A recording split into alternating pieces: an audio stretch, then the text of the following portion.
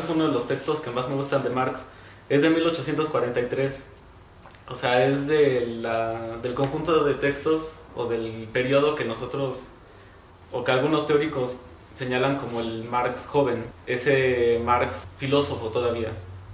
Y es muy evidente por los temas que analiza. El texto es la introducción de la crítica de la filosofía del derecho de Hegel. En síntesis, el texto habla sobre las imposibilidades de que exista una revolución en Alemania. ¿Por qué en Alemania, a diferencia de Francia, por ejemplo, no se puede posibilitar una revolución? ¿Qué hay en la conciencia de los alemanes? ¿Qué determina la realidad para los alemanes que imposibilita esta realidad? Y bueno, he dividido los puntos, los he dividido en 5.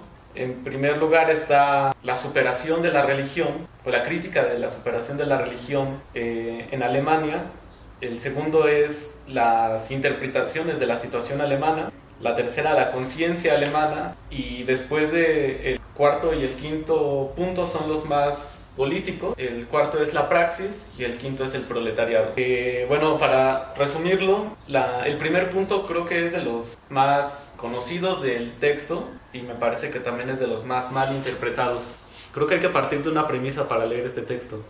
Todo se centra en la situación alemana. El primer punto habla sobre la religión, pero no está hablando de cualquier religión o de la religión en abstracto. Dice, por ejemplo, Marx: la crítica de la religión es la premisa de toda crítica. Pero esto no lo está diciendo para la crítica en abstracto o la religión en abstracto. Cuando estamos hablando de la religión, me parece que hay que hacer una acotación en este texto. Tampoco estamos hablando del cristianismo en abstracto o del judaísmo en abstracto. Estamos hablando de un tipo de cristianismo que es el protestantismo luterano. Y entonces aquí, cuando se habla de la crítica a la religión, me está hablando de la crítica al protestantismo luterano. Entonces dice: la crítica de la religión es el presupuesto de toda crítica. Algo que aquí señala muy bien en este primer punto es que muy evidentemente y explícitamente Marx entiende la religión como una forma de enajenación. Es como una forma de conciencia tergiversada. Dice: si la religión dota de sentido al mundo, entonces la lucha contra la religión es la superación de esa contradicción. Esa superación significa la afirmación del hombre. En este texto Marx muestra un sentido más o menos humanista. Si nosotros analizamos como el tema de la religión en la totalidad de la obra de Marx, podríamos ponerla así. En primer lugar, en este periodo de los años 40, él niega la religión para afirmar el hombre. Una de las conclusiones que él hace aquí es la necesidad de la afirmación del hombre a través de su categoría de clase.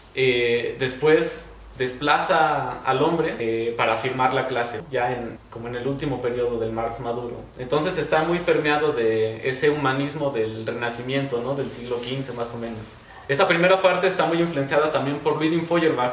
Él decía que para que la sociedad se pudiera emancipar, en pocas palabras, era necesario suprimir la religión. Pero si uno lee la crítica que le hace a Feuerbach, es que eso todavía es idealista. Señala que el materialismo de Feuerbach es un materialismo naturalista, ¿no? Pero aquí está muy influenciado por él. Por eso es que en este primer punto, el principio del texto es una crítica muy fuerte contra la religión, o mejor dicho, contra el protestantismo luterano en Alemania. Entonces, la tarea de la filosofía en este sentido sería desenmascarar la enajenación después de que el individuo haya desenmascarado su figura fetichizada de la enajenación por sí mismo. Hay quien en el texto que yo tengo dice fetichizado, hay otros que dicen su figura sacralizada. Es decir, que la premisa de toda explicación de la realidad es la religión. Después dice que es la filosofía y no hay nada detrás, ¿no? Esto va a ser bien importante para entender la conciencia de los alemanes. Antes de pasar al siguiente punto, sí querría aclarar que esto no significa que Marx esté haciendo apología del ateísmo. De hecho, hay pocos textos en donde habla de la religión como un tema acabado, pero hay varios textos en donde deja claro que el tema no es la religión solita. Por ejemplo, en La cuestión judía, que también es un texto temprano, voy a leer un fragmento nada más para aclarar este punto. Dice en La cuestión judía: de ahí que la crítica esté en su perfecto derecho cuando obliga al Estado, que invoca la Biblia, a reconocer lo torcido de su conciencia desde el momento en que la vileza de sus fines seculares, cuando trata de encubrirlos con la religión, se hallan en flagrante contradicción con la pureza de la conciencia religiosa. O sea, la conciencia puede ser un fundamento ético y es una contradicción cuando el Estado lo usa para la dominación. Entonces la cosa no es la religión solita, sino cómo se usa la religión para eso. Y lo mismo va a pasar con la filosofía en los puntos que vamos a ver ahorita. El siguiente punto es el trabajo y las interpretaciones de la situación alemana. Esto de las interpretaciones de la situación alemana se divide más o menos en tres partes. La primera es la cuestión de la escuela histórica del derecho. Acuérdense que Marx aprendió filosofía en Alemania y después aprendió economía en Inglaterra. Entonces, si algo tienen los alemanes, a diferencia de los ingleses, por ejemplo, en la cuestión de la economía, es que ahí estaba, por ejemplo, la escuela económica historicista alemana. Ellos pensaban que había un particularismo en la economía de cada país según su cultura. A diferencia de los ingleses que pensaban que el mercado tenía leyes universales, ¿no? Como Adam Smith o David Ricardo. Entonces van a hacer tres cosas. Es la escuela histórica del derecho, igual que el de la economía. Después van a estar los románticos y al último va a ser el papel de la crítica. El más importante es cuando habla de la cuestión de la crítica. El Estado alemán es el resultado de la superación del antiguo régimen de los estados modernos o de las luchas de los estados modernos sin pasar por el sufrimiento o por la lucha misma. Y esto para Marx evidencia una contradicción en el Estado alemán. Hay un carácter muy nacionalista con los alemanes, a diferencia del espíritu absolutista de los otros estados como Francia o como Inglaterra. En Alemania pasa exactamente lo contrario. A lo largo del texto Marx siempre está recalcando que en Alemania se está quedando como muy atrás de las discusiones políticas que hay en otros países, ¿no? Por ejemplo, algunos están saliendo del absolutismo y en Alemania apenas están planteando el problema, ¿no? Entonces, Alemania tiene ese carácter, es en este punto, en el de la crítica, en donde Marx va a empezar a señalar cuáles son esos aspectos que imposibilitan una revolución en Alemania. Entonces, el tercer punto sería la conciencia alemana. Antes de pasar a la conciencia alemana, hay una parte del punto anterior que tiene que ver con la crítica y que da un elemento muy importante para el análisis de las situaciones políticas. Cuando nosotros leemos a Marx maduro, hay un texto muy conocido para los marxistas que es el prólogo a la contribución de la crítica de la economía política, en donde ustedes saben muy bien que describe esa famosa estructura económica de la cual emana la superestructura donde está la conciencia. Todo lo que no tiene que ver con la economía emana de la economía. Sin embargo, en este texto hay un esquema muy parecido. Lo voy a leer. En el Estado moderno, la lucha contra el presente político alemán es la lucha de los pueblos modernos contra su pasado. Y las reminiscencias de este pasado siguen pesando sobre ellos. No sé si a ustedes les suena otro textito que es el inicio del 18 Brumario de Luis Bonaparte. Ahí inicia diciendo: el hombre crea su propia historia, pero no la crea bajo sus propias condiciones, sino bajo las condiciones que se va encontrando. Y los pueblos son herederos de la historia, ¿no? Algo así dice. Este texto lo escribe, me parece, en 1853, pero el esquema en el que la historia determina las condiciones es el mismo que enuncia aquí. La única diferencia es que aquí la premisa no es la historia o la economía, sino la filosofía. Y eso está más explícitamente en el punto siguiente. Les reitero, algo que hay que aclarar aquí es que no es que Marx primero sea filósofo y después economista. Es que aquí está hablando de las condiciones particulares de la sociedad alemana, en donde son muy filósofos, pero poco revolucionarios. Ahora sí, el tercer punto sería la cuestión de la conciencia alemana, y es aquí donde empieza a hablar más de la filosofía, del papel de la filosofía. Algo que deja muy claro es que para los alemanes, la forma en la que ellos manifiestan su realidad, o la que ven materializada su realidad, es a través de la filosofía. No se puede entender al pensamiento alemán sin entender la filosofía. Entonces, por ejemplo, Marx está hablando de dos partidos. ¿Cómo se traduce esto políticamente? Él habla de dos partidos. El partido pragmático, un error que él le señala es que intentó desplazar a la filosofía, porque solo se fue con la práctica. Y eso para la conciencia alemana hizo que se imposibilitara la política misma. Y había otro partido, que era el idealista, en el cual la premisa fundamental era la filosofía o la teoría, si lo queremos ver de esa forma, entonces desplazaba la práctica. Eran dos contradicciones muy presentes. En donde él ve esas dos posturas muy evidentes es en Hegel. Él dice que en Hegel están manifestadas las dos posturas, pero que debe haber después una superación mayor a esas dos contradicciones. Y es entonces en donde habla del cuarto tema, que es el de la praxis. En esta cuestión de la praxis, bueno, aquí básicamente está explicando lo que se entiende por praxis. Es decir, que no puede, eso que después enunció Lenin, que no puede haber revolución sin que haya teoría revolucionaria.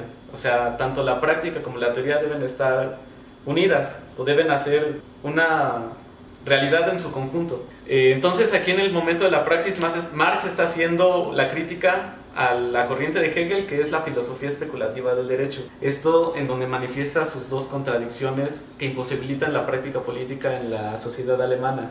Hay una parte en donde sintetiza esto, dice: la crítica de la religión, y además retoma la primera parte, dice: la crítica de la religión desemboca en la doctrina de que el hombre es el ser supremo para el hombre y por lo tanto el imperativo categórico de acabar con todas las situaciones que hacen del hombre un ser envilecido, esclavizado, abandonado, despreciable. Nada mejor para describirlas que la exclamación de aquel francés ante el proyecto de un impuesto sobre los perros: pobres perros, os quieren tratar como a los hombres. Más abajo dice: aunque el protestantismo no fuera la verdadera solución, al menos fue el verdadero planteamiento del problema. En este momento está haciendo un símil con la Revolución Protestante en Alemania, cuando Martín Lutero hace que los laicos se vuelvan religiosos y hace que los religiosos se vuelvan laicos del protestantismo. Entonces él da la clave, él da como en el clavo. La cuestión de la conciencia en Alemania estaba en la religión en ese momento. Después dice, va a estar en la filosofía. Aquí, cuando pasa al momento de la filosofía, políticamente va a empezar a introducir el tema a la cuestión del proletariado.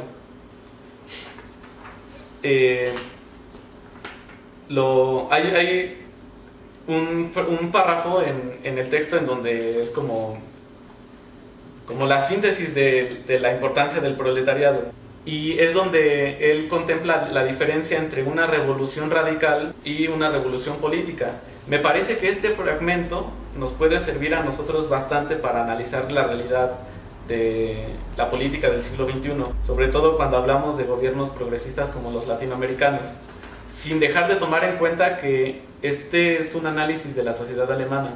Lo voy a leer, dice: la revolución radical no es un sueño utópico para Alemania, tampoco lo es la emancipación humana en general. Sí lo es, en cambio, una revolución parcial, meramente política. Revolución que deja intactos los pilares de la casa, o sea que no modifica la estructura.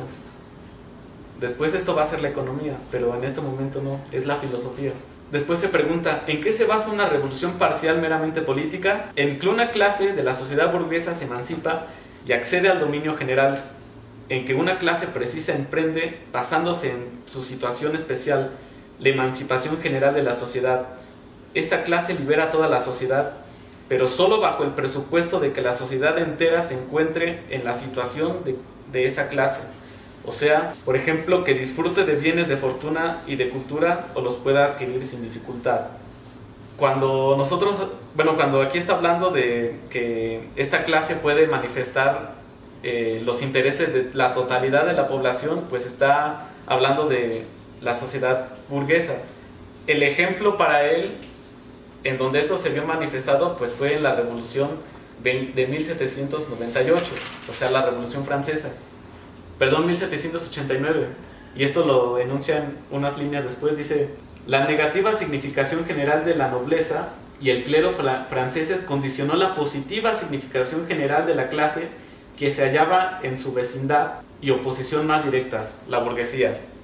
En ese momento, la burguesía era esa clase que manifestaba en su propia emancipación un supuesto de la emancipación de la totalidad de la población. Pero aún así esto es una contradicción, porque el poder se concentra en esa clase y al final de cuentas no hay una emancipación absoluta. En donde sí va a haber una emancipación absoluta va a ser en el proletariado. Y esto es el último punto, en donde él da una definición incluso de lo que se entiende por proletariado. Muy resumidamente dice: es un ámbito, por último, que no puede emanciparse sin emanciparse de todos los otros ámbitos de la sociedad, emancipando así a todos ellos. En una palabra, es la pérdida total del hombre y por tanto solo recuperándolo totalmente ha de ganarse a sí mismo. Esta discusión de la sociedad en la forma de un estamento especial es el proletariado. O sea, el proletariado va a ser ese conjunto de la sociedad que, manifestando su emancipación, en esa emancipación están manifestadas todas las contradicciones. En el caso de la sociedad alemana, él va a decir que no se pueden superar una contradicción sin que no se superen todas a su par. Por último, va a volver a hablar de la necesidad de esa cuestión que hace que los alemanes manifiesten su realidad o puedan explicarse su realidad como un instrumento político, y este va a ser la filosofía. Dice aquí: de modo que el proletariado disfruta del mismo derecho sobre el mundo nuevo que tiene el rey alemán sobre el mundo constituido, cuando llama al pueblo su pueblo, lo mismo que llama suyo al caballo. Al declarar que el pueblo es su propiedad privada, el rey está diciendo simplemente que el propietario privado es el rey. Lo mismo que la filosofía encuentra en el proletariado sus armas materiales, el proletariado encuentra en la filosofía sus armas intelectuales. Bastará con que el rayo del pensamiento prenda en este ingenuo suelo popular para que los alemanes convertidos en hombres realicen su emancipación. También hay que tomar en cuenta que cuando se habla de hombre, si nosotros tenemos en mente el humanismo del Renacimiento, cuando se hace la transición de la Edad Media a la Edad Moderna, el lugar que ocupaba Dios ahora lo ocupa el hombre. En términos políticos hay una emancipación de la conciencia, sin dejar de tomar en cuenta las condiciones materiales. Y por último, dice en la conclusión: la única liberación de Alemania que es prácticamente posible se basa en el punto de vista de que la teoría proclama al hombre el ser supremo para el hombre. Les reitero esta idea del humanismo como emancipación. En Alemania la emancipación de la Edad Media solo es posible como la emancipación simultánea de sus superaciones parciales de la Edad Media. En Alemania no se puede acabar con ninguna clase de esclavitud sin acabar con todas las clases de esclavitud. La concienzuda Alemania no puede hacer la revolución sin hacerla desde el mismo fundamento. La emancipación del alemán es la emancipación del hombre. La cabeza de esta emancipación es la filosofía, su corazón el proletariado. La filosofía no puede realizar sin suprimir el proletariado no puede suprimir sin realizar la filosofía. Una vez que se hayan cumplido todas las condiciones internas, el canto del gallo francés anunciará el día de la resurrección alemana.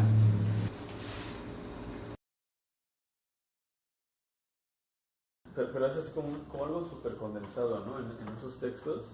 Entonces, algo que yo observaba y que me llama la atención, no sé si tú sepas, es como la naturaleza de todo el libro, ¿no? Que esta es solo la introducción, ¿no? Pero es todo un libro que entiendo que es como su tesis.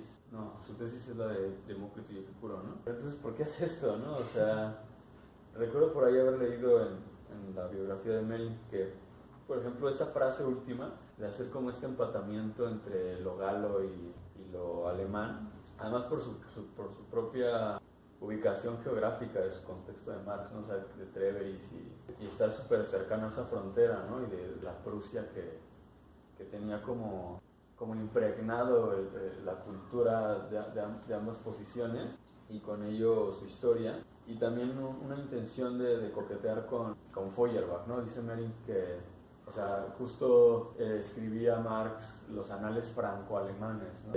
Y dice Melling que ese nombre se lo pusieron porque querían que Feuerbach escribiera para ellos, y Feuerbach planteaba que haciendo esa síntesis, por así decirlo, como lo mejor de las ideas alemanas y de la filosofía y lo mejor del quehacer político francés eran como la condensación máxima, ¿no? De este texto se ve como su radicalización de Marx, ¿no? O sea, cómo trae toda esta influencia de la filosofía y del derecho, pero lo empieza a proyectar a unas conclusiones políticas. Es como una crítica muy cabrona a Alemania, ¿no? O sea, como que es muy crudo, muy hasta sarcástico, ¿no? O sea, y también como que pareciera que quiere ensalzar a los franceses, pero también, ¿no? Les dice así como de, pues, ustedes tienen, digamos, como, estaba leyendo a Gilly que tiene un término que está chistoso, que es la fuerza de la realidad, ¿no? Digamos que los franceses tendrían la fuerza de la realidad de haber concretado el proyecto civilizatorio burgués, o al menos sus principales orientaciones, pero toda la justificación teórica alemana, que no tiene la fuerza de la realidad, pero que tiene como una profundidad crítica muy, muy cabrona, y que entonces Marx empieza como a, o sea, lo critica, pero en el sentido de vamos a utilizarlo, ¿no? O sea, no vamos a tirarlo a la basura, sino de vamos a llevarlo a buen puerto, ¿no? O sea, se está como direccionando a un sinsentido que además justo dice él como que no aplica a Alemania, ¿no? Que Alemania tiene otras condiciones, pero pretende estar como Francia. Sí. Pero justo, ¿quién debería adquirir esas condiciones? El proletariado, ¿no? O sea, no servir a que la burguesía realmente consiga en Alemania terminar el proyecto burgués, sino que sea el proletariado el que le dé la vuelta, ¿no? Quizá también hay un poco, no sé cómo lo vean, pues esta perspectiva no unilineal que de repente luego se le achaca a Marx, ¿no? Como de evolucionista, como de estadista, en el sentido de que hay estadios, ¿no? De los que hay que pasar. Etapista, ¿no? Entonces, pues eso, o sea, creo que en términos, o sea, sí sería bueno leerlo definitivamente sabiendo qué pedo con Hegel, qué pedo con su filosofía del estado de Hegel. Del derecho. Bueno, es que también ahí tengo una confusión, ¿no? El libro es el estado y la introducción es el derecho, ¿no?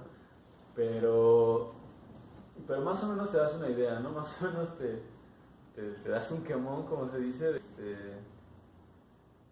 pues de que está bien loco, ¿no? Y el güey, con eso termino, tiene, pues, ¿qué? Como 24 años, o 25, un pedo así, ¿no? O sea, en el manifiesto tiene 27 y esto fue como 6 años antes, ¿no? Entonces está súper morro y el güey está súper pesado, ¿no? Y es súper ñero, ¿no? Así. Sí, creo que una de las virtudes de este texto, sobre todo cuando se habla de Marx, es esa desmitificación del Marx, como tú lo dijiste, lineal, ¿no? Esa idea que le hicieron algunos ortodoxos como Althusser, algunos ideólogos del marxismo-leninismo, de partirlo en dos, ¿no?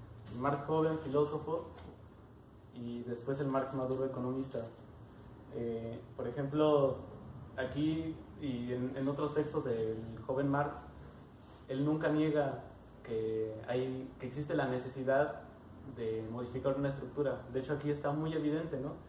Muchísimo tiempo antes de que en el prólogo hablara de la estructura económica y la superestructura, aquí ya decía que la diferencia, por eso ese fragmento me parece súper importante, la diferencia entre una revolución radical y una política es que la política no modifica, dice él, los cimientos de la casa, ¿no? Evidentemente está hablando de la estructura, aunque no podemos decir qué tipo de estructura. Lo que aquí permeaba en la vida de los alemanes pues es la filosofía, ¿no? Por eso el idealismo alemán era tan importante. El idealismo alemán de Hegel era prácticamente lo que legitimaba el Estado prusiano. Por eso era tan importante hacer la crítica al idealismo. Y desde ahí no significa que eso fuera una crítica idealista o que Marx fuera muy idealista aquí, sino las particularidades de Alemania. La otra es que para nuestra realidad inmediata, la realidad latinoamericana, este texto también me parece muy importante porque varias de las revoluciones, bueno, Ríos le dice revolucioncitas, ¿no? O las revoluciones inacabadas, como dice Gili, tienen mucho carácter religioso, ¿no? Este es uno de los textos que se toma como referente para la crítica a la religión de Marx, pero una vez Vladimir dijo que algo que nos hacía falta analizar a nosotros era la situación de los indígenas, por ejemplo, ¿no?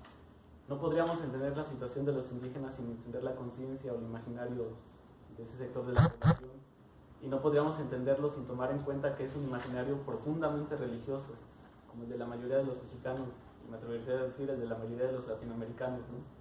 La crítica a la religión tiene que ver con esa premisa de que no es la religión por sí misma, o no es la filosofía por sí misma, ni siquiera la economía o la política por sí misma, las que enajenan al individuo, sino es la forma en la que ésta se usa y cómo el discurso legitima una realidad inmediata.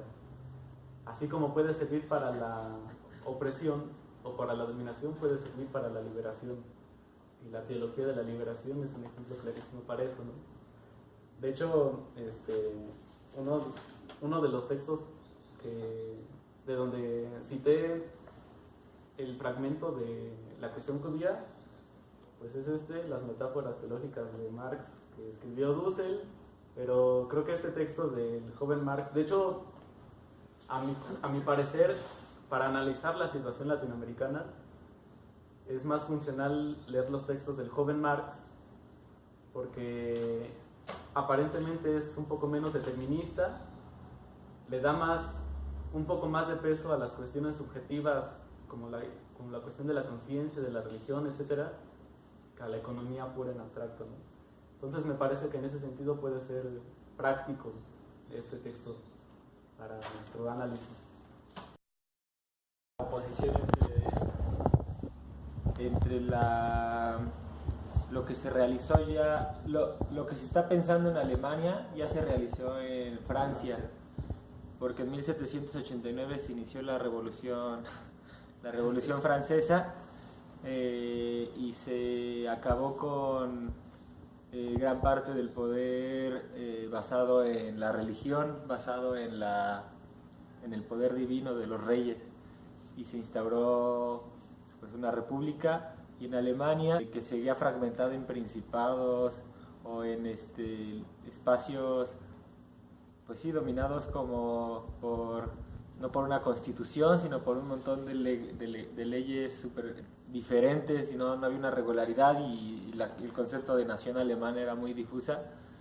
Pero en Alemania se estaba desarrollando, como dice Marx, hasta su máxima expresión, o lo más que se podía, el pensamiento.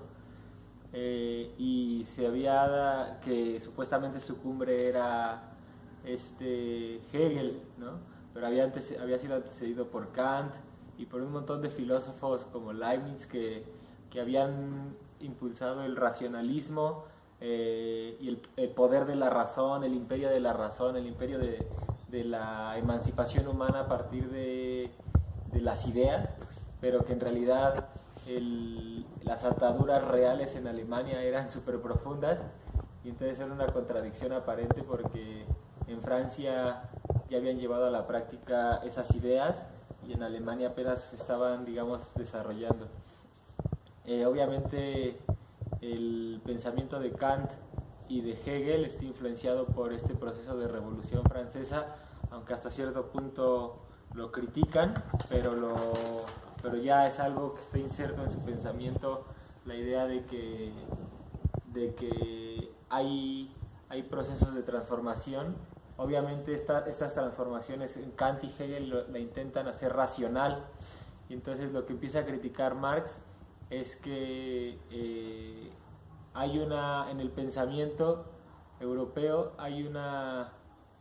existe justamente esta prioridad sobre las ideas, sobre que se está llevando a cabo una revolución en las ideas, ¿no? De que los intelectuales en sus aulas y en sus escritorios están emancipando al hombre desde sus escritorios, y una de estas críticas de la emancipación es a la religión, ¿no? Como el último estadio de ataduras humanas que hasta cierto punto Kant critica, diferenciándolas entre la vida religiosa y la vida civil. Hegel intenta incorporarlo como un estadio más de la evolución del pensamiento, pero empieza a haber ya críticas desde Feuerbach. Creo que este texto se entendería con esta crítica, porque lo que trata de hacer Feuerbach es hacer una crítica a la religión y una reivindicación del ser humano como la última forma de emancipación del hombre, siguiendo a Hegel, en la que se tendría que desprender de esta enajenación religiosa, y porque la religión es una creación del hombre mismo y un reflejo de sus potencialidades, ¿no? Los dioses son todas esas potencialidades que están estancadas en los seres humanos. Entonces, en las tesis sobre Feuerbach ya lo expresa, de la crítica del hombre abstracto que maneja Feuerbach, que habla del hombre en general, a la crítica del hombre concreto, en donde están guardadas las potencialidades para pasar de esa revolución ideal que todos los filósofos están pensando pero nadie hace, a la crítica a que esa liberación tiene un sujeto que la va a realizar, y es el proletariado, pero el proletariado tiene que apoderarse de la filosofía para hacerlo realidad, y la filosofía tiene que apoderarse del proletariado para realizarse. Obviamente está en un momento muy abstracto Marx, porque aunque avanza en la determinación ya de identificar al sujeto como el sujeto obrero, proletario, ¿no? Los más excluidos, los menos emancipados, los que sufren todo eso. Entonces es interesante este texto porque ya lo pone de manera más cruda, más evidente, y ese es el avance. Además están en ciernes este texto está escrito poco antes del proceso de revoluciones, de las revoluciones del 48, que ya en la práctica le dan un papel, aunque subordinado, a la burguesía, pero importante, pero ya se puede distinguir el papel del proletariado en Europa. Y la crítica al Estado de Hegel va en ese mismo sentido, porque lo que hace Marx en su lectura del Estado de Hegel es que, porque Hegel en ese escrito lo que hace es decir que el fin último de la sociedad es el Estado, y que en el Estado se alcanza esa libertad absoluta de la conciencia de toda la sociedad contradictoria, y que la resume y la armoniza. Eso obviamente se va a volver una cuestión que va a criticar Marx, y lo que va a intentar ahí es volver a meter esa división y esa incompletud a partir de la lucha de clases. Entonces, ya rumbo a la escritura también del manifiesto del Partido Comunista, se ve un avance ahí contradictorio, forzoso, en el que todas sus herramientas y conceptos filosóficos los va transformando en conceptos plasmados hacia la emancipación de la clase trabajadora, porque suena hasta muy tonto, ¿no? Decir eso, que la filosofía, así en abstracto, se apodere del proletariado, ¿no? Obviamente él está pensando en la filosofía alemana como una potencia de emancipación, y hasta esta parte radical de Hegel que tiene las dos almas, la parte radical y la parte conservadora. La parte conservadora tiende hacia la religión y la filosofía del derecho, la parte radical tiende hacia la dialéctica y hacia la transformación constante de la realidad. Entonces esa potencia es la que ve Marx, que puede apoderarse del proletariado de forma así general. Obviamente de esa concepción tan general de que la filosofía se apodere del proletariado, y que además el proletariado pase del arma de la crítica, es decir, que el proletariado no solamente critique a partir de la filosofía, sino que pase del arma de la crítica a la crítica de las armas, ¿no? Es decir, que se levante, que se subleve, que revolucione. Es decir, este texto es un llamado a la revolución en términos filosóficos muy primitivos, por decirlo así, o muy básicos, en el que todavía no se desarrolla gran parte de lo que después aportará Marx, pero sí es un llamado a la revolución, una revolución sí violenta, no es una metáfora la de las armas, es la de tomar el poder, armarse contra el opresor, combatir a la religión, combatir al Estado, combatir a la burguesía, pero con el sustento teórico filosófico, ¿no? Entonces también se va planteando ahí ya una idea de praxis. Entonces este texto es importante en ese sentido, y que sí se debe, es muy, me parece como hasta cierto punto muy didáctico, ¿no? Aunque hay ciertas cosas de contexto, pero fuera de eso, muchas frases que ayudan a entenderla después cómo evoluciona en el manifiesto del Partido Comunista todo esto.